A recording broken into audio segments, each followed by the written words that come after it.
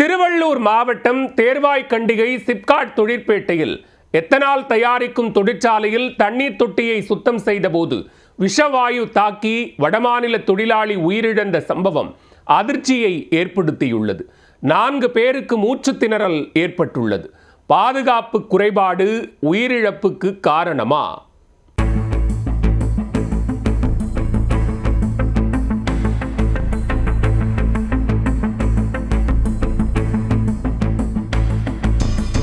திருவள்ளூர் மாவட்டம் தேர்வாய்கண்டிகை சிப்காட் தொழிற்பேட்டையில் தனியாருக்கு சொந்தமான எத்தனால் தயாரிக்கும் தொழிற்சாலை இயங்கி வருகிறது.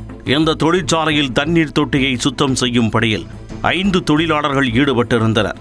அப்பொழுது எதிர்பாராத விதமாக விஷவாயு கசிந்து 5 பேருக்கு மூச்சு திணறல் ஏற்பட்டுள்ளது. உடனடியாக தொழிற்சாலை நிர்வாகம் அவர்களை மீட்டு மஞ்சங்கரணையில் உள்ள தனியார் மருத்துவமனையில் சிகிச்சைக்காக அனுமதித்தனர்.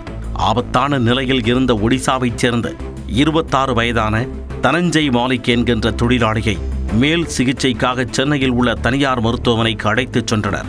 அங்கு பரிசோதித்த மருத்துவர்கள் அவர் வரும் வழியிலேயே உயிரிழந்து விட்டதாக தெரிவித்தனர். இதுகுறித்து தகவல் அறிந்த பாதிரிவீடு காவல்துறையினர் உடலை கைப்பற்றி உடற்கூறு ஆய்விற்காக சென்னை ஸ்டான்லி அரசு மருத்துவமனைக்கு அனுப்பி வைத்தனர். இந்த சம்பவத்தில் மூச்சு திணறலுக்கு உள்ளான 4 தொழிலாளர்கள் தொடர்ந்து தனியார் மருத்துவமனையில் சிகிச்சை பெற்று வருகின்றனர். இச்சம்பவம் குறித்து பாதிரிவீடு போலீசார் வழக்கு பதிவு செய்துள்ளனர்.